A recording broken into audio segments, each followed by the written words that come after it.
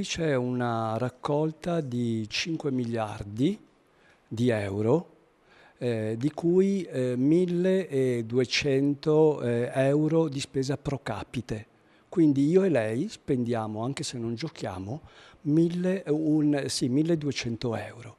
Immagini il volume di affari e di denaro. Sempre più persone vittime del gioco d'azzardo, con numeri importanti anche in Veneto. Per questo l'Ulstre ha messo in campo un innovativo progetto di formazione rivolto a 5.000 gestori di sale da gioco perché riescano a intercettare le situazioni più gravi e da lì aiutare a intraprendere un percorso. Chi meglio di chi gestisce le sale da gioco entra per primo in contatto con il giocatore. Credo quindi che il fatto di mettere a disposizione dei professionisti che spieghino, diano delle informazioni di base, ecco, alle persone che poi si trovano ad avere di fronte il giocatore sia un elemento di grande novità, e anche lo stesso corso che viene fatto in maniera per agevolare anche gli stessi gestori delle case da gioco, che viene fatto in parte online in webinar, sia, come dire, pensato proprio perché ci sia un'adesione più ampia possibile. Il corso è obbligatorio secondo direttiva regionale, costa 100 euro, chi non lo farà sarà sanzionato. Il primo anno la formazione per gli esercenti, i 2 seguenti per i dipendenti.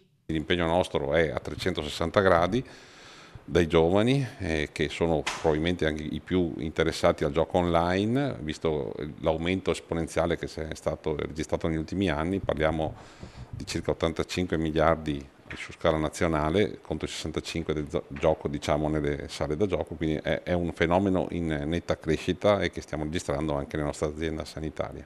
Fondamentale capire i segnali. Quando c'è un disturbo di dipendenza, che sia gioco d'azzardo, di gaming o di sostanze, c'è proprio una trasformazione della personalità, cioè nel senso che è di comportamento. Il ragazzo o la ragazza diventa più nervoso, dorme di meno, ha più problemi di reggere la conversazione, la frustrazione, frequenta meno scuola, passa più tempo fuori, cioè sono tutta una serie di indicatori che devono mettere, come dire, non dico proprio in allarme, però in qualche modo di attivare la propria attenzione.